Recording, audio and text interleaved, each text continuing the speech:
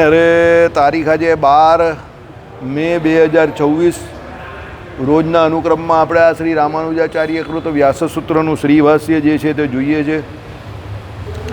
ગઈકાલે પરમપિતા પરમેશ્વર પરમાત્મા પરબ્રહ્મ પુરુષોત્તમ નારાયણ એમની કૃપાથી અનુકંપાથી આપણે બીજું સૂત્ર જે જન્માદ્યસ્ય યતઃ એ પૂર્ણ કર્યું.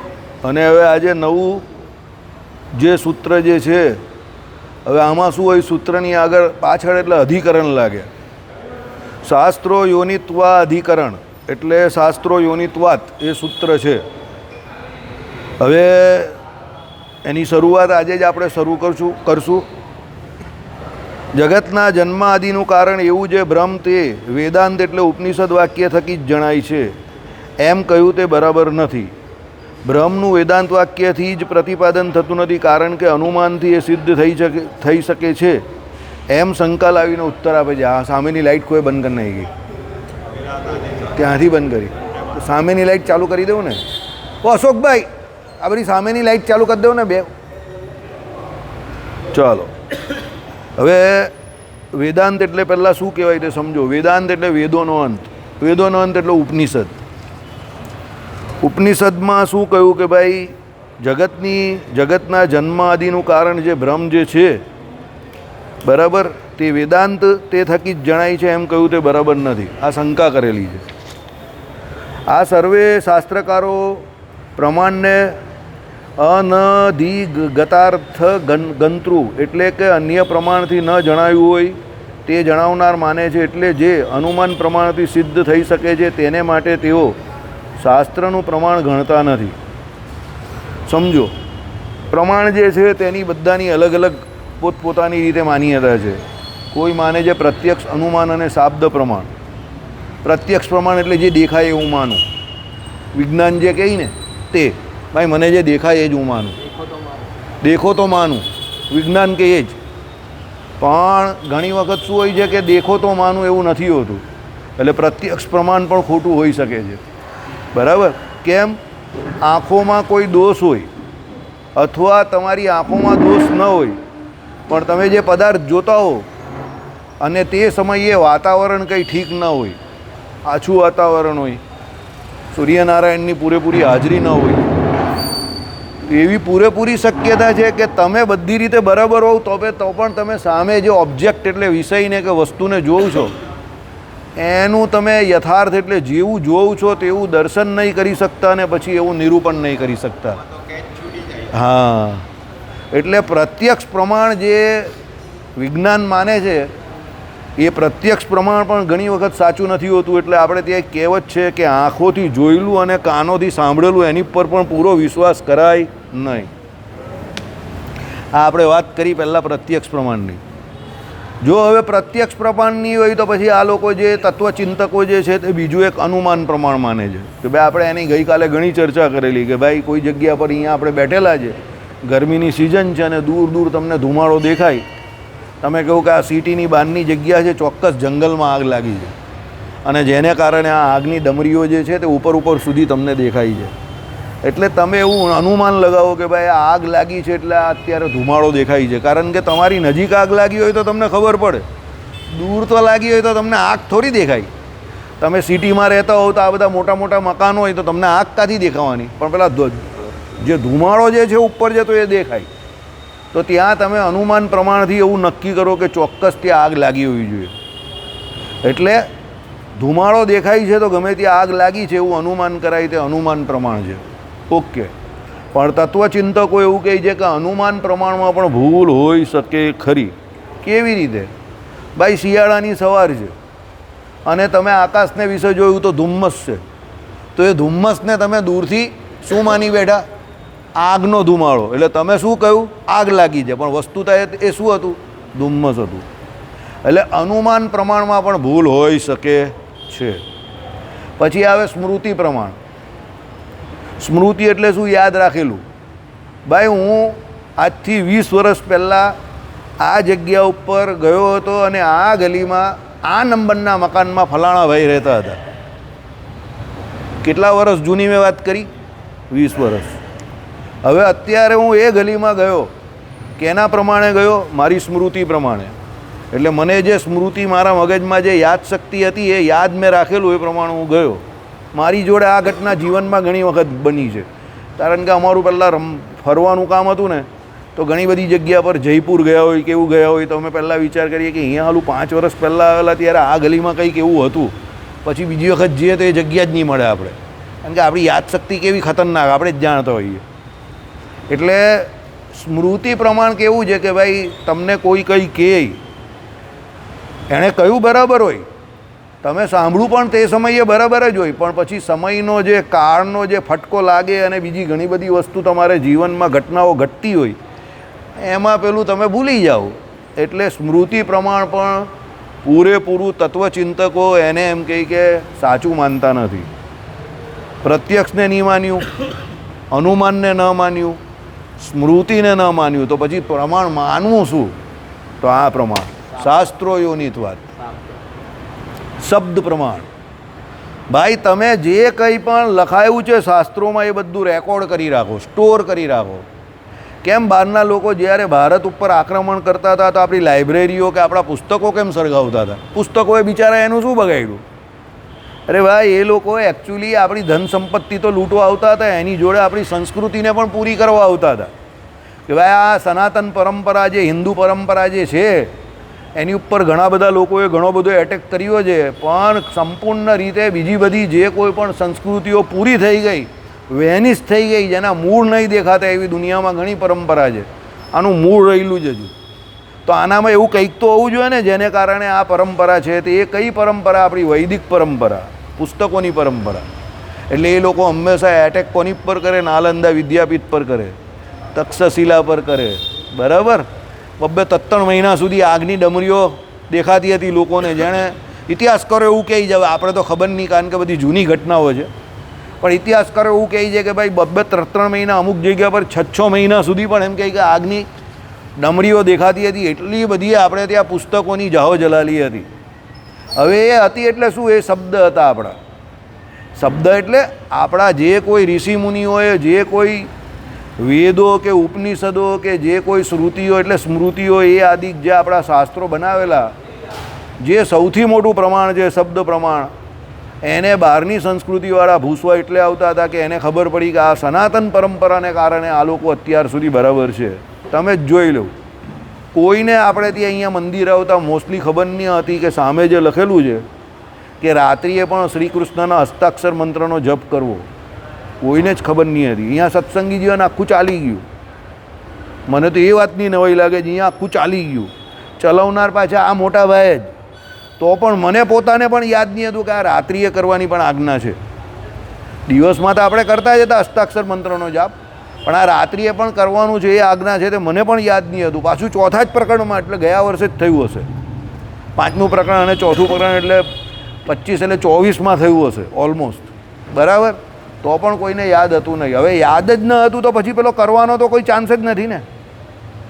અને હું તમને કહું કે આ સભાવાળાને યાદ ન હતું તો પછી કોને યાદ રહેવાનું? સમજો. એટલે કહેવાનું તાત્પર્ય શું છે કે ભાઈ મારા જે આજ્ઞા કરેલી છે કે હસ્તાક્ષર મંત્રનો જપ સવારે પણ કરવાનો છે ને સાંજે પણ કરવાનો છે.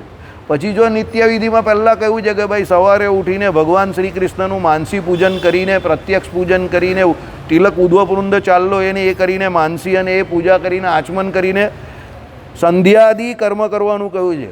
શ્રીજી મહારાજે જ કહ્યું છે. તો સંધ્યાદિમાં ત્રિકાળ સંધ્યા પણ આવે, વૈશ્વદેવ પણ આવે, બધું જ આવે. વૈશ્વદેવ તો કોઈ કરતું જ નથી. આખા ભારતમાં કોઈ ભાગ્ય 8-10 જણા જ કરે છે એવું કહે છે. બહુ ઓછા લોકો કરે છે. એટલે અગ્નિહોત્ર જે કરવાવાળા છે તે 8-10 જણા જ છે. બાકી વૈશ્વદેવ કરતા હશે ઘણા લોકો, તે ખબર નહીં આપણે કોણ કરતા હશે તે. આપણા સંપ્રદાયમાં તો મારા ખ્યાલથી 0% કોઈ જ નહીં કરતું. તમારે તો કરવાનું પણ નથી આવતું. વૈશ્વદેવ એટલે જે 5 પ્રકારના યજ્ઞો કરવાના આવે ને તે વૈશ્વદેવ કહેવાય, બરાબર. દેવયજ્ઞ, ભૂત યજ્ઞ, માનુષ યજ્ઞ, ઋષિ યજ્ઞ, પિતૃયજ્ઞ, એ 5 પ્રકારના યજ્ઞ કરવાના આવે. તે 5 પ્રકારના યજ્ઞો જે આવે તે વૈશ્વદેવ હેઠળ આવે. દરેક ગ્રહસ્થ અને બ્રાહ્મણ, ક્ષત્રિય, વૈશ્યમાં જેટલા ગ્રહસ્થ જે છે તે બધાએ શિખા સૂત્ર ધારણ કરવાના છે. શિખા એટલે આ સૂત્ર એટલે જનોઈ, અને પછી એણે ત્રિકાળ સંધ્યા, ત્રિકાળ સ્નાન, ત્રિકાળ સંધ્યા, ત્રિકાળ ગાયત્રી મંત્રનો જપ, વૈશ્વદેવ, આ બધું કરવાનું છે. અને સત્સંગી થયો, શરણાગતિ સ્વીકારી એટલે બંને સમય પર હસ્તાક્ષર મંત્રનો જપ પણ કરવાનો છે. બરાબર? હવે તમે સમજો, હું આટલું કડકડાટ આ વિષયમાં અત્યારે બોલું કેવી રીતે છું? સામે શાસ્ત્રમાં લખેલું છે ને મેં વાંચ્યું, એટલે શાસ્ત્રો યોનિત વાત. મને કંઈ મારા બાપુજીએ તો શીખવાડ્યું નથી, કારણ કે મારા બાપુજી જ નહીં કરતા. મારા દાદાએ તો શીખવાડ્યું નથી, કારણ કે મારા દાદા પણ નહીં કરતા હતા. તો મને આટલી કડકડાતે મોડે કેવી રીતે થઈ ગયું? પેલા શાસ્ત્રોમાં લખેલું છે અને મેં વાંચ્યું અને મને એમાં રસ પડ્યો એટલે મને મોડે થયું. તમે સમજો, શાસ્ત્રો યોનિત વાત. શાસ્ત્રનું પ્રમાણ જે છે તે પ્રમાણ કેવું છે કે આજથી માંડીને, હવે આ બધા કંઈ પ્રમાણો કંઈ આજકાલના થોડા છે કંઈ. આ તો સત્સંગી જીવન 200 વર્ષ પહેલાં લખાયું, પણ સત્સંગી જીવનમાં જે લખાયું તે પૂર્વે જે આપણા ઋષિમુનિઓ કહી ગયા એ પ્રમાણે સર્વશાસ્ત્રનો સાર છે. કંઈ સ્વામિનારાયણ ભગવાને કંઈ ઉદ્ધવ સંપ્રદાયમાં કંઈ નવો ચીરો ચાલુ નહીં કર્યો. ઉદ્ધવપુરંદર તિલકનું આવ્યું ને, ભવિષ્ય પુરાણમાં પણ આવે છે એ વાત. સમજો, એટલે તમે આખું હરિદિગ્વિજય વાંચો, અહીંયા ચાલી જ ગયેલું છે. આપણે તો હરિદિગ્વિજયમાં બધી આ વાત કરેલી જ છે. શિક્ષાપત્રી તો સર્વશાસ્ત્રનો જ સાર છે. આપણી પૂજા વિધિ, આપણી મંત્ર દીક્ષા બધું જે છે તે પંચરાત્ર શાસ્ત્રનું છે. તો એ પ્રમાણે સર્વશાસ્ત્રનો સાર છે જ. એટલે કહ્યું શાસ્ત્રો યોનિત વાત. શાસ્ત્રોમાં જે કહેવામાં આવે એ મુખ્ય વાત. હવે અહીંયા દલીલ શું કરી કે ભાઈ આપણે અત્યાર સુધી એવું જોયું કે જગતનું જન્મ આદિનું કારણ જે છે તે કોણ છે? તો બ્રહ્મ છે. એ વેદાંત વાક્ય થકી જણાય છે. હવે વેદાંત શું છે? શાસ્ત્ર છે. આ વેદાંત વાક્ય થકી જ જણાય છે એમ કહ્યું છે તે પણ બરાબર નથી. એવો જે વિરોધ કર્યો એટલા માટે મારે તમને આ બધી રામ કહાની 10 મિનિટથી કહેવી પડી. હવે સમજ પડી કે ભાઈ વેદાંત વાક્ય એટલે એવું કેમ લખ્યું? વેદાંત વાક્યો શાસ્ત્રો યોનિત વાત. સમજ્યા? એટલે આમાં શું કહ્યું કે ભાઈ પાછળ એનો વિરોધ કેવી રીતે કર્યો કે અનુમાન પ્રમાણથી જે સિદ્ધ થઈ શકે છે તેને માટે શાસ્ત્રનું પ્રમાણ ગણતા નથી. આવી વાત કરી. હવે અનુમાન પ્રમાણથી કોણ એ લોકો માને છે? અદ્વૈતીઓ. કોને? બ્રહ્મને માને છે. બરાબર છે. હવે અનુમાન પ્રમાણથી એ લોકો માનતા હોય એટલે એ લોકો કહે કે એમાં શાસ્ત્રની કોઈ જરૂર નથી. ઓકે, આગળ જઈએ. બ્રહ્મનું વેદાંત વાક્યથી પ્રતિપાદન થતું નથી કારણ કે અનુમાનથી એ સિદ્ધ થઈ શકે છે એમ શંકા લાવીને ઉત્તર આપે છે. આ શંકા લાવીને ઉત્તર આપે છે. શું? અર્થાત ઉત્પાદક કારણ નહીં પણ જ્ઞાપક કારણ. બરાબર? ઉત્પાદક કારણ નહીં પણ જ્ઞાપક કારણ. હવે ઉત્પાદક અને જ્ઞાપકમાં ફરક શું તે સમજો. ઉત્પાદક એટલે ઉત્પન્ન કરેલું હોય તે ઉત્પાદક, અને જ્ઞાપક એટલે જાણેલું. તમે કોઈ જગ્યા પરથી કોઈ વસ્તુ જાણીને કારણ આપો તે જ્ઞાપક કારણ, અને ઉત્પાદક કારણ એટલે કોઈ જગ્યા પર સિદ્ધ થયેલું પ્રોડક્ટ બનેલું હોય તે. આપણે નહીં કહેતા ઉત્પાદન, તો એ ઉત્પાદનનું ઉત્પાદક કારણ શું છે? દાખલા તરીકે ઉત્પાદન ચા, પેલી બનેલી ચા હોય તે, તો એનું ઉત્પાદક કારણ શું? તો ભાઈ ચા છે, ખાંડ છે, દૂધ છે, આ બધું ભેગું થાય એટલે ચા બને ને, એ ઉત્પાદક કારણ કહેવાય. હવે જ્ઞાપક કારણ ભાઈ એને જાણવાનું છે તે સીધું, એમાં ઉત્પાદન થયેલું ના હોય. એટલે અહીંયા શું કહ્યું કે ભાઈ અહીંયા અર્થાત ઉત્પાદક કારણ નહીં પણ જ્ઞાપક કારણ. એટલે આ જ્ઞાપક કારણ છે. કયું? કે અનુમાનથી બ્રહ્મ સિદ્ધ થાય છે. ઉત્પાદન નથી કહે, એમાં કંઈ ઉત્પાદક જેવું કંઈ હોઈ શકે નહીં. એટલે એ લોકોએ શું અનુમાનથી બ્રહ્મ સિદ્ધ થાય છે આ શંકા લાવી. હવે શંકા લાવીને એનો જવાબ આપે છે એવું નથી એમ નહીં, અનુમાનથી નહીં, શાસ્ત્રોથી જ બ્રહ્મ સિદ્ધ થાય એમ કરીને વાત આવશે. સમજ્યા? તમે જ્યાં સુધી શંકા નહીં લાવો ત્યાં સુધી જવાબ બરાબર નહીં મળે ને. એટલે પહેલાં શંકા લાવી. શંકા શું? કે ભાઈ અનુમાનથી જ્યાં એમ કહે કે બ્રહ્મ સિદ્ધ થતું હોય તો શાસ્ત્રની જરૂર શું છે?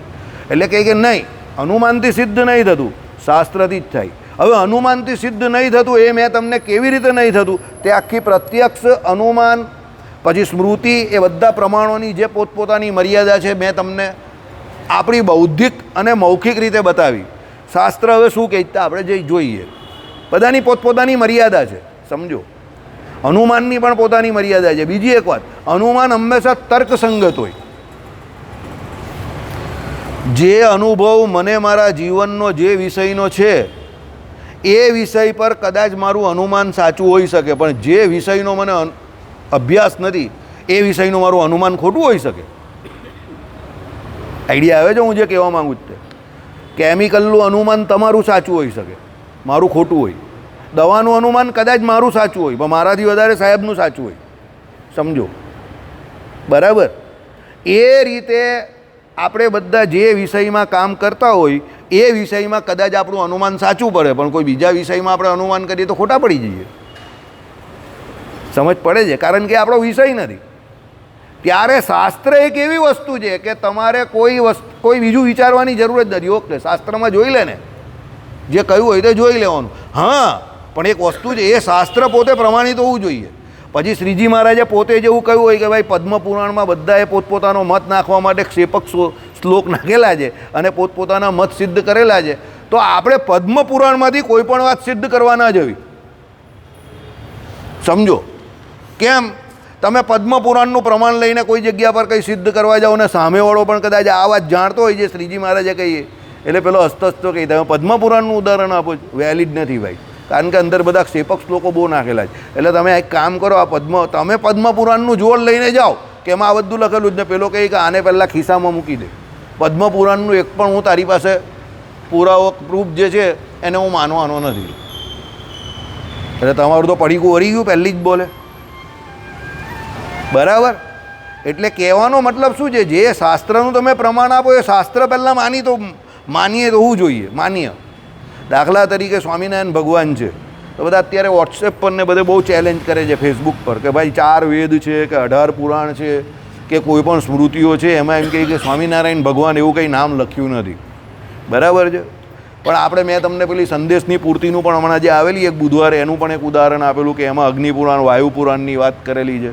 પછી પેલી એક સ્મૃતિ સંહિતા હતી એની પણ એક વિશ્વક્સેન કે કઈ સંહિતા હતી એની પણ વાત કરેલી છે. પછી આપણે જે ઓરિજિનલી કહીએ છીએ વાસુદેવ મહાત્મા, એનો સંવાદ જે છે તે તો ખરો જ. હવે સૌથી પહેલી બાબત શું છે તે સમજો. આ બધા જે શ્લોકો જે છે એમાં સ્વામિનારાયણ નામ નથી. હવે એકચ્યુઅલી એ લોકોને એ તકલીફ નથી કે સ્વામિનારાયણ નામ નથી એટલે એ લોકો નથી માનતા. તકલીફ એ લોકોને એવી છે કે એ લોકોને નથી માનવું એનું કારણ શોધવું છે, તે કારણ મળી ગયું. સમજ પડે છે હું તમને જે કહું તે? દાખલા તરીકે તમે સૂઈ ગયા છો, મારે તમને ઉઠાડવા છે, તો હું તમને બૂમ પાડું તો તમે ઉઠી જાઓ? પણ હું બૂમ પાડું ને તમારે ઉઠવું જ નથી તો તમે જોરમાં સૂઈ જાઓ, વધારે જોરમાં સૂઈ જાઓ. એટલે જે સૂવાની એક્ટિંગ કરે છે એને જગાડવો બહુ અઘરો છે. આઈડિયા આવે છે હું જે કહું છે એમાં? એટલે એમાં વસ્તુ શું છે કે એ લોકો શાસ્ત્રનું પ્રમાણ હકીકતમાં માનતા હોય અને માનવા તૈયાર હોય તો અત્યાર સુધી માની જ ગયા હોય. મારી વાત સમજ પડે છે તમને? એટલે તમારે માનવાનું શું છે કે એ લોકો માનવા તૈયાર નથી. હવે માનવા તૈયાર નથી તો એમાં શું, એમાં કારણ શું હવે શોધવાનું કે કેમ માનવા તૈયાર નથી? એ લોકોને આપણી જોડે શું પ્રોબ્લેમ છે? તો એ રીઝન શોધવું પડે તમારે. જ્યાં સુધી એ રીઝનમાં તમને સેટિસ્ફેક્શન નહીં થાય ત્યાં સુધી પ્રોબ્લેમ રહેશે. હવે એમને જે આ અત્યારે દોર ચાલ્યો એમાં જે સ્વામિનારાયણ ભગવાનને ભગવાન માનતા હતા એ પણ બંધ થઈ ગયા. 2 વર્ષ પહેલાંના 2 વિડીયો આની પાસે જ છે. રાજેન્દ્ર દાસજી 2 વર્ષ પહેલાં સ્વામિનારાયણ ભગવાનને ભગવાન કહેતા હતા, અત્યારે આચાર્ય કહેતા થઈ ગયા. પહેલાં ભગવાન કહેતા હતા, હવે આચાર્ય કહેતા થઈ ગયા. બરાબર? તો 2 વર્ષમાં એવું તો શું થઈ ગયું કે ભાઈ જે ભગવાન માનતા હતા રામાનુજવાળા એ પણ આચાર્ય કહેતા થઈ ગયા. તો ક્યાંક કશે તો કંઈ, હવે અહીંયા પેલું અનુમાન કે કશે તો કંઈ આગ લાગેલી છે ને તો ધુમાડો દેખાય છે ને. બાકી જે પહેલેથી ભગવાન કહેતા હતા એને આપણે તો કહેવા નહીં ગયેલા કે પ્રમાણ આપવા નહીં ગયેલા કે અમારા ભગવાન આ શાસ્ત્ર મુજબ ભગવાન છે અને એને કંઈ વાંધો પણ નહીં હતો અને એ ભગવાન કહેતા પણ હતા. તો હવે એવું તો શું થઈ ગયું કે ભગવાન કહેતા બંધ થઈ ગયા? બીજી વાત, ખોટો વિરોધ કરવાની એ વ્યક્તિની આદત હોય એવું લાગતું નથી બાજુ. એ કોઈ દિવસ શાસ્ત્રાર્થ કરવા કે લડવા તો આવ્યા નથી કોઈની જોડે, તો એવો એનું ઓપિનિયન કેમ ચેન્જ થઈ ગયું ઓટોમેટિક ઓવરનાઇટલી?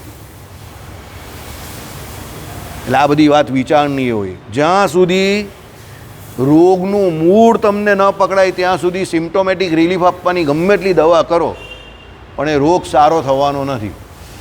અનફોર્ચ્યુનેટલી એટલે કમનસીબે 2 વર્ષમાં આપણે હજુ એનો ઈલાજ શોધી શક્યા નથી. આપણે ઉપરથી બધા લડ્યા કરે છે લડવાવાળા, પણ એકચ્યુઅલ એનું કારણ શું છે કે લોકોને પેટમાં દુખેલું છે કે લોકો નથી માનતા. કેમ એકદમ જ બધો સોશિયલ મીડિયા પર આપણા સાધુ સંતોનો ને બધાનો વિરોધ ચાલુ થઈ ગયો, ભગવાનને સ્વામિનારાયણ નહીં માનતા આ બધો વિરોધ ચાલુ થઈ ગયો, બધું એકદમ જ કેમ ચાલુ થઈ ગયો છેલ્લા 2-3 વર્ષમાં જ? અત્યાર સુધી તો કોઈ વિરોધ હતો જ નહીં. સોશિયલ મીડિયા તો છેલ્લા 15 વર્ષથી છે. સમજ પડે છે કંઈ? એટલે મૂળ કશે બીજે છે અને લડીએ આપણે કોઈ ત્રીજી જગ્યા પર છે. હવે તમે આવી પરિસ્થિતિમાં ગમે એટલા પ્રમાણ આપો, સામેવાળો માનવાનો નથી. સમજી ગયા? આ વસ્તુ છે. તમારે એનું મૂળ શોધવું પડે કે પેટમાં કાં દુખે છે, શું પ્રોબ્લેમ છે. તમે મૂળ શોધી નાખો તો એનો ઈલાજ તમને 100% મળે. આજે નહીં ને કાલે, કાલે નહીં ને પરમ દિવસે. સંતોષ એ લોકોને ક્યાં નથી, ક્યાં એ લોકો ડિસસેટિસ્ફાઈડ છે. એ ડિસસેટિસ્ફાઈડને તમારે સેટિસ્ફેક્શનમાં કન્વર્ટ કરવું પડે અને એ જ મોટા માણસનું કામ છે. કામ સરળ હોય તો બધા આના જેવો છોકરો પણ કરી નાખે, સમજો. પણ કામ સાયકી ચેક કરવાનું છે સામેવાળાની. હવે આમાં એવું પણ નથી કે તમારે પુરાવા આપીને કંઈક સંઘર્ષ કરવો પડે. ઘણી વખત પ્રેમથી પણ કામ થઈ જાય, તો તમારે એ રસ્તો બી શોધવો પડે. બરાબર?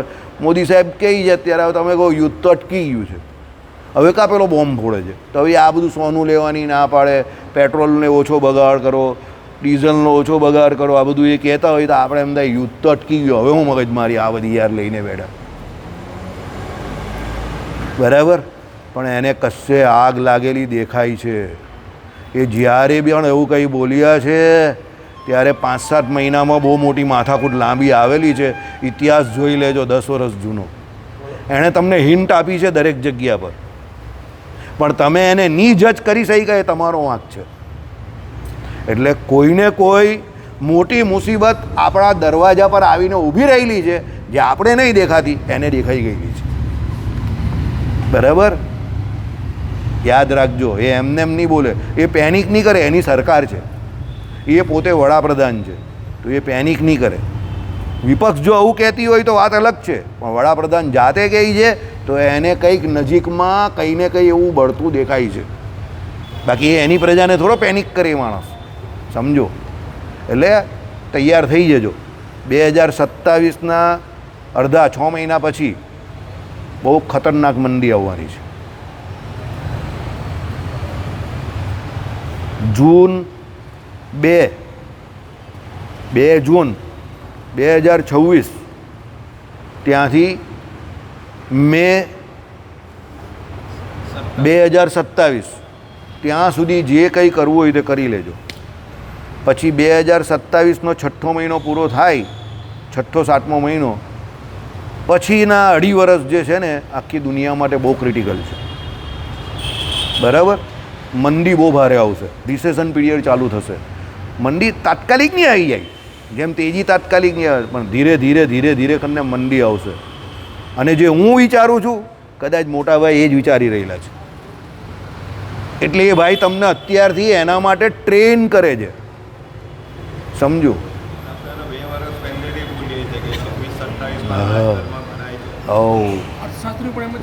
એટલે એ પરિસ્થિતિ સર્જાઈ રહેલી છે, તમે જોઈ લેવું. બરાબર? કહેવાનો મતલબ શું છે કે એ ભાઈ કંઈક તો લોજિક હોય તો કહેતા હોય ને. હા, અનુમાન. હવે અત્યારે એ ભાઈનું કદાચ આપણે અનુમાન કરીએ છીએ એવું કે એને અનુમાન થયું હશે કે એવું હશે, પણ કદાચ એ તો પ્રત્યક્ષ બી જોતા હોય. સમજ પડે છે હું જે કહું છું એમાં? આપણે એવું લાગે છે કે એ ભાઈનું કદાચ અનુમાન હોય કે આવું થવાનું હોય, પણ એ તો પ્રત્યક્ષ જોતા હોય અને આપણે અનુમાન કરતા હોય કે એવું કંઈક હોઈ શકે એમ. એ તો પ્રત્યક્ષ જોઈને પણ કહેતા હોય. એનાથી ડાયરેક્ટ તો કહેવાય નહીં ને એ ભાઈ જે જગ્યા પર બેઠેલા જ તે જગ્યા પરથી. એ તો પેનિક સિચ્યુએશન થઈ જાય ને. અત્યારે જ જો ને બધે પેટ્રોલ પંપ પર લાઈન લાગી ગઈ છે. બરાબર? ચાલો. શાસ્ત્રમ યસ્ય યોનિ કારણમ પ્રમાણમ તત્શાસ્ત્ર યોનિ તસ્ય ભાવ શાસ્ત્ર યોનિત્વમ તસ્માત. બરાબર? શાસ્ત્ર છે યોનિ કહેતા કારણ, પ્રમાણ જેનું તે શાસ્ત્ર યોનિ, તેનો ભાવપણું એટલે શાસ્ત્ર યોનિત્વ. તેથી શાસ્ત્ર યોનિત્વ, શાસ્ત્ર એ બ્રહ્મજ્ઞાનનું કારણ છે, તેથી તે શાસ્ત્રને એનું બ્રહ્મનું કારણ યોનિ કહેલું છે. આપણે હંમેશા યોનિ શબ્દનો અર્થ શું લઈએ તો કોઈકનું કારણ. ભાઈ આપણા બધાનું કારણ શું? તો આપણે કોઈક એમાંથી બધાની ઉત્પત્તિ થયેલી છે એમ, એટલે એ યોની કહેવાય. ભાઈ આપણે મનુષ્ય યોની, તો આપણે મનુષ્ય શું છે, ઓરિજિનલ આપણું કોઈ કારણ મનુષ્ય છે. એટલે આપણા પૂર્વજો બધા કોઈ જગ્યા પરથી મનુસ્મૃતિમાં કહ્યું એ પ્રમાણે કે મનુ ભગવાન એની આપણે સંતાન, એટલે આપણે શું કહેવાય, માણસ. બરાબર, તો એ આપણી યોની થઈ. એ પ્રમાણે બધી અલગ અલગ યોનિઓ નથી હોતી ભાઈ. આ પેલી કોઈ હાથી કહીએ કે કોઈ એ જાતિ પ્રજાતિ તમે કહો ને, બાયોલોજી તમારું સ્પીસીસ આવે ને, આ સ્પીસીસની આ ફેમિલી છે, પેલા તમારા એમાં બોટનીમાં કે ભાઈ આ સ્પીસીસમાંથી આ આવે છે, તો બાયોલોજી નહીં હતું. બરાબર, તે આવે ને કે આ સ્પીસીસમાંથી આ આવે છે, આ સ્પીસીસમાંથી આ ફેમિલીમાંથી આવે છે, તે પ્રમાણે. એટલે એ પ્રમાણે આ 84 લાખ જાતની યોની ભગવાને કહી એમ. બરાબર, 21 લાખની 4 જે મેઇન જે છે કેટેગરી, તે પ્રમાણે જે કહી, તો 84 લાખ જાતની યોની જે કહી. હવે આમાં શું કહ્યું, તો ભાઈ શાસ્ત્રો યોનિત્વાદ, શાસ્ત્ર એ બ્રહ્મ જ્ઞાનનું કારણ છે. ભાઈ ભગવાનને જાણવા હોય તો તમારે શાસ્ત્રોમાંથી જ જાણી શકાય ને. Simple living and high thinking. તમને બધાને એક સિમ્પલ સવાલ પૂછું, તમને લોકોને અત્યારે ભગવાન વિશે જેટલી પણ જાણકારી છે, 2%, 5%, 10% જે પણ કહી છે, તો કેના દ્વારા છે? ઇઝી વાત છે ને, શાસ્ત્ર દ્વારા છે ને.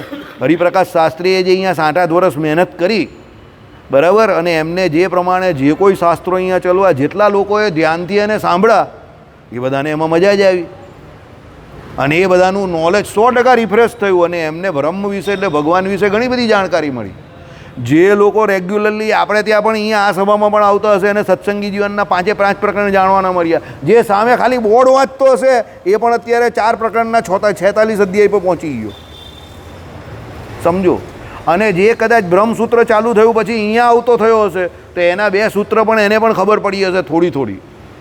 અને જે રાતની સભા એટેન્ડ કરતો હશે એને આખું દશમસ્કંદનું પૂરું થઈ જવાનું, 90મો અધ્યાય પર પહોંચી ગયા આપણે. હવે શરૂ કરેલું હોય ત્યારે તો આપણે એવું જ હતું કે હમણાં તો શરૂ કર્યું, 90 અધ્યાય પૂરા થઈ ગયા. કાલે તો હું પણ વિચારમાં પડી ગયો, 90 અધ્યાય પૂરા થઈ ગયા. પણ એવું જ છે ભાઈ, સમય જતો જાય, તમે કોઈ કાર્યને હાથમાં લેવો તો ધીરે ધીરે ધીરે એને હિસાબે થતું જાય. તમારે એના હાથમાં લઈને કર્યા કરવાનું ભગવાનની કૃપાથી. જો કરતા કારયિતા તો ભગવાન જ છે, બુદ્ધિ પ્રદાતા ભગવાન છે, એ જ તમને બુદ્ધિ આપે કે આ હાથમાં લેવું અને આ કરો. બસ પરમાત્માને એવું કહેવાનું, આવી શુદ્ધ બુદ્ધિ મારી રાખજે. એ ભગવાન તમારી બુદ્ધિમાં પ્રકાશ કરે, અને ભગવાનના સ્વરૂપનું જ્ઞાન ભગવાન જ આપી શકે, બીજો તો કોઈ આપી ન શકે. હવે ભગવાન આપે તો કોના દ્વારા આપે? સત્પુરુષો દ્વારા આપે, સત્શાસ્ત્રો દ્વારા આપે. ભગવાન જાતે તો હવે આવવાના નથી. અત્યારે આપણી સામે નારાયણ મુનિદેવ આવીને એવું કહેવાના છે, ચાલ ભાઈ શાસ્ત્ર યોનિત્વાદ, તર્કા પ્રતિષ્ઠાના ભગવાન બોલે તો પણ તમે ભગવાનને વધારે જોવો ને અંદર ઓછું ધ્યાન આપો. અરે ભગવાન તમે કેવું એ શીખો એના કરતાં તમને તો જોઈ લો ને. બરાબર, હવે તમે પાછા ગાયબ થઈ ગયા ને દેખાતા બંધ થઈ ગયા તો મને તો તકલીફ. હું અંદર જોયા કરું ને તમને જોવાના જ રહી જાય. ભગવાન કે હું કહું ને અંદર જો, અરે ભાઈ પછી જોઈ લેવા, પહેલાં તમને તો જોવા દો. તો કન્ફ્યુઝન થઈ જાય આપણે તો. બરાબર, ચાલો. તેથી શાસ્ત્રને એટલે એને શાસ્ત્રને એનું એટલે બ્રહ્મનું કારણ એટલે યોની કહેલું છે. એટલે આ મેઇન વસ્તુ છે જેમાંથી ભગવાન નીકળે છે. નીકળે મીન્સ જણાય છે. જો અહીંયા પાછું શું આવ્યું, ઉત્પાદક કારણ નથી, જ્ઞાપક કારણ છે. હવે સમજ પડી? જ્ઞાપક કારણ એટલે શાસ્ત્રો દ્વારા ભગવાન ઉત્પન્ન નહીં થતા, પણ જ્ઞાપક કારણ જણાય છે. હવે બધાને ખબર પડી ગઈ હશે કે જ્ઞાપક કારણ કેમ કહ્યું, સમજો. ઘણી વખત શું હોય ભાઈ, વક્તાની બી મર્યાદા છે ભાઈ. તમે લોકો વક્તાને બધું દોષ દેવ, બિચારો વક્તા કરે હું એને સમજાવવા માટે ભાઈ શબ્દ તો જોઈએ ને. તો આ જો સિદ્ધ થઈ ગયું કે ભાઈ શાસ્ત્રો દ્વારા બ્રહ્મ જે છે એની ઓળખાણ થાય છે, તો શાસ્ત્રો શું છે? જ્ઞાપક કારણ છે. જ્ઞાપક એટલે એના દ્વારા જણાય છે બ્રહ્મ એટલે ભગવાન. ઉત્પાદક કારણ નથી, એમાંથી ભગવાન ઉત્પન્ન નહીં થતા. સમજ પડી ગઈ મેહુલસિંહ? બરાબર, તમિલનાડુના સીએમ હવે તો સપોર્ટ મળી ગયો, સીએમ બની ગયા ભાઈ, હવે ખુશ રહેજો. બરાબર, ચાલો, ઓકે. બ્રહ્મ અત્યંત અતિન્દ્રિય હોવાથી પ્રત્યક્ષાદી પ્રમાણનો વિષય બનતું નથી. આવી ગયો. અતિન્દ્રિય એટલે શું બોલો ભાઈ? તમે જ બોલજો, બીજું કોઈ નહીં બોલતું. અતિન્દ્રિય એટલે શું બોલો ભાઈ? હે? ઘણી બધી ઇન્દ્રિયો. Very good answer. અતિન્દ્રિયો, અતિ એટલે ઘણી, અને ઇન્દ્રિયો એટલે ઘણી બધી ઇન્દ્રિયો. ચાલો મનીષભાઈ, આ છોકરાને મદદ કરો. અતિન્દ્રિય એટલે શું? મનીષ તું આવે તો તને હું હેરાન તો કરું જ ને યાર, એ મારો નિયમ છે. કોઈ પણ આવી હોય તો એને હેરાન તો કરવાનો જ, બાકી તો પછી મારી વ્યાખ્યા ભૂલી જાઓ તમે લોકો કે હું કોણ છું એમ. બરાબર. હવે ચાલ ભાઈ તું જ બોલી દે, તું ખોવાઈ કા જાય અંદરથી. બોલ, અતિન્દ્રિય એટલે શું? નારાયણ મુનિદેવના દર્શન અત્યારે તને થાય છે? નહીં થતા તો નારાયણ મુનિદેવ તારા માટે અત્યારે અતિન્દ્રિય છે. મેં જવાબ આપી દીધો. હવે હવે નહીં બોલવાનું. ચાનસ ગયો, હવે ચાનસ ગયો. હવે તે પાસ કહી દીધું ભાઈ. હવે તો આ ભાઈ જ બોલશે, તમારે બી નહીં. બોલ ભાઈ મેહુલસિંહ, નારાયણ મુનિદેવના દર્શન થાય અત્યારે? નારાયણ મુનિદેવ અત્યારે તમારા માટે અતિન્દ્રિય છે. જો આમે કેમેરામાં નહીં જોતો પાછો, નથી બંધ છે ને? હા, એમાં તો પેલો પડદો જોઈએ અત્યારે કેમેરામાં પર. બોલ, અમે તને જવાબ આપી દીધો છે ઉદાહરણમાં કે નારાયણ મુનિદેવ અત્યારે તારા માટે અતિન્દ્રિય છે. હવે તું એનો અર્થઘટન કર અતિન્દ્રિય શબ્દનું. ચાલો, તું પણ પાસ કહી છે તો હવે કોઈથી જય મદદ કર તારા પાડોશીને. હે, અગોચર. ઓકે, થોડોક જવાબ હજુ વધારે સારો આપી શકાય. બોલ જીગર, અતિન્દ્રિય એટલે શું? ઇન્દ્રિયો દ્વારા એકલા દર્શન? ઇન્દ્રિયો ખાલી જોવાનું જ કામ કરે છે? ઇન્દ્રિયો ફક્ત જોવાનું જ કામ કરે છે? હા, ઇન્દ્રિયો, બધી ઇન્દ્રિયો અલગ અલગ કામ કરે છે ને. કાન સાંભળવાનું કામ કરે છે, આંખ જોવાનું કામ કરે છે.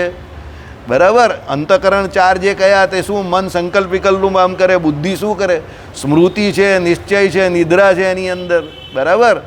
એટલે એ પ્રમાણે ચિત્ત ચિંતવન કરવાનું કામ કરે. બરાબર. 10 ઇન્દ્રિયો પોતપોતાનું કામ કરે છે અલગ અલગ.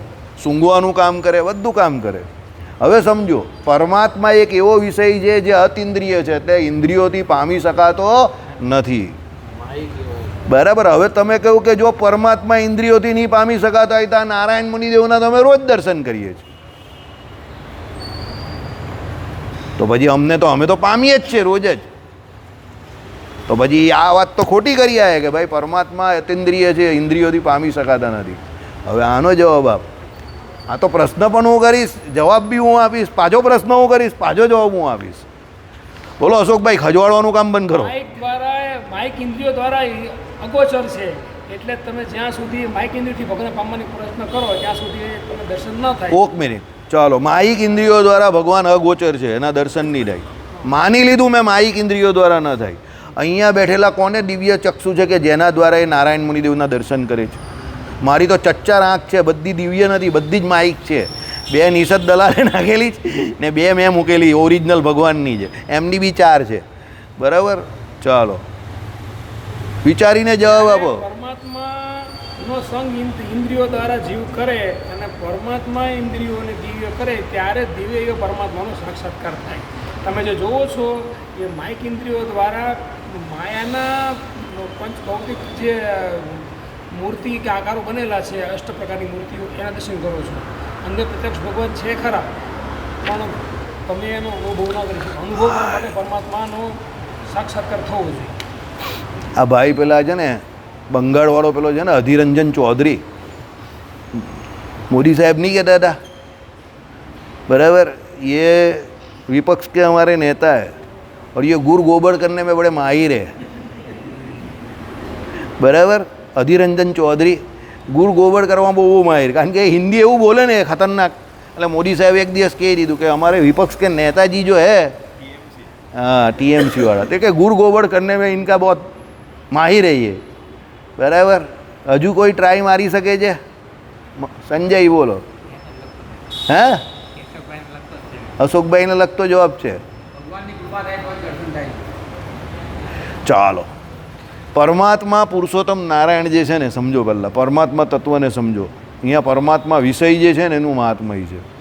જીવ જ્યારે માતાના ગર્ભમાં આવે, જીવના અનાદિ કર્મો હોય છે ને, બરાબર છે. હવે ભગવાનને તો ખબર છે ને એના અનાદિ કર્મો.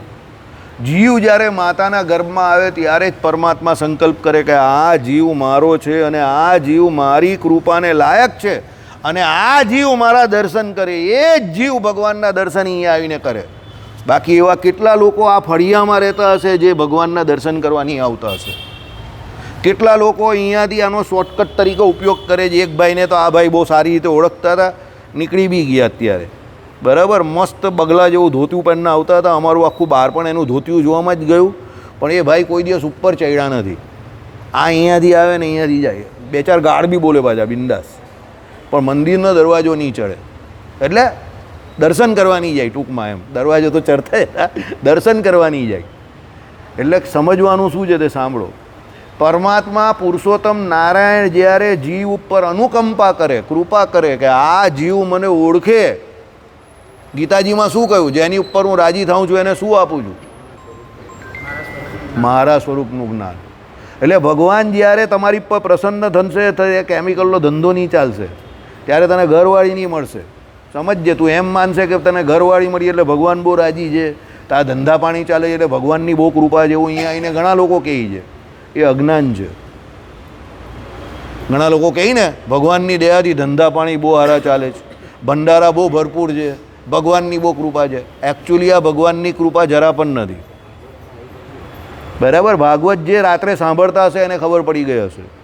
ભગવાન જેની ઉપર કૃપા કરે છે, વિષ્ણુ ખાસ કરીને પરબ્રહ્મ પુરુષોત્તમ નારાયણ, પહેલાં એનું ધન લઈ લે છે. આ એની કૃપાની શરૂઆત. જે ધનાર્થી છે એને ધન આપે છે. કોણ આપે? એ બીજા અન્ય દેવતાઓ પણ આપે. પણ ભગવાન પુરુષોત્તમ નારાયણની જે નિષ્કામ ભક્તિ કરે તો ભગવાન જોઈ કે આને વિષયોને જીતવા છે પણ એ જીતી શકતો નથી, એટલે વિષયોની શરૂઆત પહેલાં કોના દ્વારા થાય? તો ધન દ્વારા થાય. માણસ નાણાં વગરનો નાથીઓ કડકે કડકા લાલ હોય તો એ કા આઈપીએલની ટિકિટ લઈને અંદર જોવા જવાનો? એ કઈ હોટલમાં જમવા જવાનો? બહાર જઈને સુગંધ લઈને ચાલ્યો આવે બહુ બધો. સમજો. એટલે ભગવાન પહેલાં એનું ધન ખેંચી લે, પછી ભગવાન એની પર રાજી થયા એની બીજી નિશાની, ભગવાન એને કોઈક એવી જગ્યા પર મૂકે જ્યાં એને ભગવાનના સ્વરૂપનું સાચું જ્ઞાન સત્પુરુષ દ્વારા, સત્શાસ્ત્ર દ્વારા મળે. એટલે ભગવાન જેની ઉપર કૃપા કરે એને જે ભગવાન પોતાના સ્વરૂપનું જ્ઞાન આપે. અને ભગવાનનો એવો સંકલ્પ હોય કે આ જીવ આવીને મારા દર્શન રોજ કરે, એ જ જીવ રોજ મંદિરે આવે અને એના દર્શન કરે. એમ કંઈ રોજ મંદિરે આવવું પણ ખાવાનો ખેલ નથી. એ તો બધા બોલે, મને ઘણા લોકો મંદિરે જઈ લો, એ આટલા જુવાન જે કામ કરે તો કેટલા રૂપિયા મળે? હજુ અમે રૂપિયા તો મળવાના છે ને, એને શું કરું? પણ રૂપિયાને શું કરું? બોલો ચાલો, મળ્યા પછી શું કરું? હું મારા જીવનમાં મારા માટે કેટલા રૂપિયા વાપરવાનો? હું તો એને પણ પૂછું, તું કેટલા કમાયો? 10 કરોડ 20 કરોડ, એમાં તે પોતાના માટે કેટલા વાપરા? હજુ કેટલા વાપરશે? 75% રૂપિયા તમે બીજા માટે છોડી જાઓ છો. અને તમે કમાયેલા રૂપિયામાં 50% તમે પાપ કરો છો, અધર્મથી કમાવજો. તો 50% પાપ કરીને 75% રૂપિયા બીજા માટે છોડી જાઓ, આ બુદ્ધિનું કામ નથી. એના કરતાં તમારી જરૂરિયાત પ્રમાણે જેટલું ધર્મથી મળે એટલું કમાવો, શાંતિથી ભગવાનનું ભજન કરો. મનુષ્ય જન્મનું કામ જ ભગવાનનું ભજન કરવો, ભગવાનના સ્વરૂપને ઓળખવો, એ જ ફાયદો છે. બાકી ધન તો એ એના પ્રારબ્ધથી કમાઈ છે, એમાં પરમાત્માની કૃપાની કોઈ જરૂર નથી. વચનામૃત. જીવને સ્ત્રી મળી જવી એમાં તો ભગવાન કંઈ પ્રારબ્ધની બી જરૂર નથી. લે, દરેક યોનિમાં એને સ્ત્રી મળે જ છે. હવે તો અત્યારે છોકરીઓ ઘટી ગઈ એટલે લોકોના લગ્ન નહીં થતા, એટલે તમને લોકોને એવું લાગે છે કે ભાઈ હોય એમ કંઈ થોડા લગ્ન થઈ જાય, બહુ અઘરું છે, બહુ અઘરું છે, બહુ અઘરું. પણ અઘરું ભગવાને નહીં કરેલું. ભગવાને તો 1000 વર્ષથી 1000નું બેલેન્સ જ બનાવેલું. બેલેન્સ તોડ્યું કોણે? આપણે તોડ્યું. એટલે હવે તમને અઘરું લાગે છે કે 1000 વર્ષથી 849 થઈ ગઈ સુરતમાં. તે 849 ભગવાને કરી? ના ભાઈ, તમે કરી. ભગવાન તો પહેલાં એક રાજા 8 10 10 અને પોતે કેટલી કરેલી? 16108. તો કોઈ દિવસ તમે કોઈ શાસ્ત્રમાં એવું વાંચ્યું કે કન્યાઓ ઘટી ગઈ? ઘટતી હોય તો પેલો રાજા આટલા બધા લગ્ન જ કઈ રીતે કરી શકે? તો અત્યારે કેમ ઘટી ગઈ? ભગવાને નહીં ઘટાડી માય ડિયર ફ્રેન્ડ, તમે જાતે ઘટાડી. બાળ હત્યા, ભ્રૂણ હત્યા, સ્ત્રી હત્યા કરીને. એટલે ભગવાનનો કોઈ વાંક નથી એમાં. ભગવાન કુદરત પ્રકૃતિ જે છે ને એના પ્રેરક એ પરમાત્મા છે ને. ભગવાને શું કહ્યું? પ્રચુર માત્રામાં એ પ્રકૃતિમાં હું રહ્યો છું, કારણ કે એ પ્રકૃતિ જે છે એમાં પેલા જીવને મારો પળે પળ ક્ષણે ક્ષણ ભાવ આવે કે આમાં ભગવાન રહ્યા છે. તમે જોઈ લો, પ્રકૃતિમાંથી મળતી કોઈ પણ વસ્તુમાં કોઈ પ્રોબ્લેમ નહીં હોય. પર્વત પરથી પાણી આવે ને, પાણી જોજો નીચે પેલું પડેલું હોય તો એકદમ તમારો સિક્કો પડે તો સિક્કો દેખાય એટલું ચોખ્ખું હોય. બગાડ્યું કોણે પછી એને ફેક્ટરા નાખીને? આપણે બગાડ્યું. પ્રદૂષિત કોણે કર્યું? આપણે કર્યું. હવા જોઈ લો તમે, ભગવાને જે આપી તે અતિશય શુદ્ધ જ છે. એમાં કંઈ માપવા જવાની જરૂર નથી કે કાર્બન ડાયોક્સાઇડ કેટલું જ ને ઓક્સિજન કેટલું છે, બધું બરાબર જ છે. એને કાર્બન ડાયોક્સાઇડને મોનોક્સાઇડવાળું કર્યું કોણે? આપણે કર્યું. આપણે બહુ જોરદાર, બહુ ખતરનાક માણસો છે. આપણું તમે એચિવમેન્ટ જોવો ને તો સૃષ્ટિને ને પ્રકૃતિને બગાડવામાં નંબર 1 છે આપણે. ભગવાને બધું સારું જ આપેલું છે. એટલે અહીંયા શું છે? ભગવાનના સંકલ્પથી ભગવાનના દર્શન પેલો જીવ કરી શકે છે. બાકી શાસ્ત્રો શું કહે છે? યતો વાચો નિવર્તન્તે અપ્રાપ્ય મનસા સહ. એટલે માઈ કેવા ઇન્દ્રિયો અંતઃકરણથી પરમાત્માને પામી શકાતા નથી. એ તમે તમારા બાહુબળે કરીને એમ કહો કે હું ભગવાનને મેળવી લઉં, બરાબર, તો એમ કંઈ ભગવાન મળે એવા નથી. એ ભગવાનની કૃપા થાય તો મળે. એટલે તમે જે કોઈ રોજ રોજ આપણે વર્ષોથી કે થોડું થોડું કંઈ સુકૃત કરો, તે કોના માટે કરો? ભગવત પ્રસન્નાર્થે કરો. એના બદલામાં તમે આ લોકનું ને પરલોકનું સુખ જ માંગશો ને તો પછી એ સુખ તો મળી જશે, ભગવાન નહીં મળશે. આ કેવી વાત છે? પેલો દીકરો માને બહુ વાલો હોય, માં તું મને કેટલો પ્રેમ કરે? તે કહ્યું બહુ બધો દીકરા, બહુ બહુ બહુ. તો હું કંઈક કરું તો તને કંઈ ખોટું નહીં લાગે? ના દીકરા, ના લાગે. પછી પેલો શું કહે ખબર? માં મને સંડાસ લાગી છે. તો દીકરા માં કહે કે કરી લે જ્યાં જઈએ, તો હું ધોઈ નાખા. ના, એમ કે મારે તારા માથા પર કરવી છે. તમને લોકોને ઉદાહરણ બહુ અઘરું લાગ્યું, પણ આ ઉદાહરણ મને મારી બા જ આમ સમજાવતી હતી કે દીકરો ક્યાં સુધી વાલો? અહીંયા સુધી વાલો. પેલી માં શું કહે ખબર? પછી જો તું મારા માથા પર સંડાસ તો કરી શકશે, હું સાફ પણ કરી દેવા અને પછી સાફ થઈ પણ જશે, પણ તું અત્યારે જેટલો વહાલો છે ને એટલો વહાલો નહીં રહેશે. એટલે નુકસાન એમાં તને છે, મને નથી. આ કામ આપણે સેમ પ્રકૃતિ અને પરમાત્મા જોડે જીવે કરેલું છે. હવે સમજી જાઓ, તમને મેં ઉદાહરણ આપી દીધું. મને મારી બાએ કહેલું, બરાબર, તે મને યાદ આવી ગયું અત્યારે, તો મેં કહ્યું આ જ કામ આપણે ભગવાન જોડે પણ રોજ કરીએ છીએ. કેમ?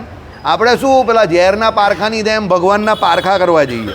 ચાલની એકાદ બે આગના જરા વધારે લોપીએ ભગવાનને, એને કાં કંઈ ફરક પડે છે? અત્યાર સુધી કંઈ કર્યું નથી તો હવે કાં કંઈ કરવાના છે? આપણે એને રોજ રગડવા મસળવા જઈએ, બરાબર. એટલે એ પણ પછી જ્યારે એ કહે કે મને રગડ મસળ, હા કંઈ નહીં, કરી લે. હે, ચાલ ચાલ કરી લે. ધરતીકંપ જ કરી નાખે એકદમ જોરદાર. એટલે બધા રગડવા મસલવાવાળા બધા આમ આમ કરીને બધા હાલી જાય, એક હાથે એક સાથે જ હાલી જાય. એ કહે કે તું મને રગડે મસલે છે, હું જરા આમ જ કરા ને તો તું આખો રગડે મસલાઈ જશે, બરાબર. એટલે આપણે જાતે કરીને બધું બગાડીએ છીએ. ચેલેન્જ જેને થાય એને થાય, ભગવાનને ન થાય, કુદરતને ચેલેન્જ ન થાય, બરાબર. ચાલો, એટલે આપણે જે અતિન્દ્રિય શબ્દ પરથી અહીંયા ગયા. અતિન્દ્રિય એટલે ઇન્દ્રિયો અંતઃકરણ દ્વારા, ઇન્દ્રિયો દ્વારા એ ભગવાન પામી શકાતા નથી. એક મિનિટ, હે, પ્રત્યક્ષાથી પ્રમાણનો વિષય બનતું નથી. શબ્દ યાની શાસ્ત્ર બાદ.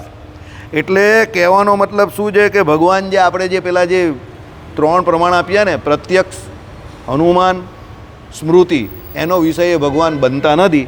શાસ્ત્રનો બનશે એ આપણે આગળ આમાં સિદ્ધ કરશું. હજુ તો શરૂઆત થઈ છે. જેમ જેમ આગળ વધશું એમ તમને મજા આવશે. હું તમને કાયમ કહું છું કે અનુક્રમથી રોજ આવો. બહુ ઇન્ટરેસ્ટિંગ સબ્જેક્ટ છે, પણ અનુક્રમથી રોજ આવો. આમાં ઘણા બધા ટ્વિસ્ટ છે અને આમાં ઘણા બધા તર્ક છે. એટલે જે યુવાન માણસો એને ખબર પડે કે જીવનમાં તર્ક કેવા હોવા જોઈએ. તર્ક હંમેશા શાસ્ત્ર સંગત હોવા જોઈએ. નહીં પછી પેલું વાળું ઉદાહરણ મેં તમને આપ્યું ને એવું થાય. પછી તમે ગમે તેવા તર્ક લાવો, મજા નહીં આવે. શ્રીપતિમ શ્રીધરમ સર્વ